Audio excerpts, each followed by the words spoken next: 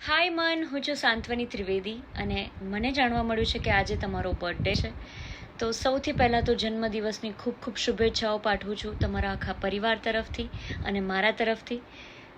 તમારા ફાધર અર્પિતભાઈ, તમારા મમ્મી જાગૃતિબેન, શાંતિલાલ દાદા, મમતા બાપ, આખા પરિવાર તરફથી તમને જન્મદિવસની ખૂબ ખૂબ શુભેચ્છાઓ પાઠવું છું.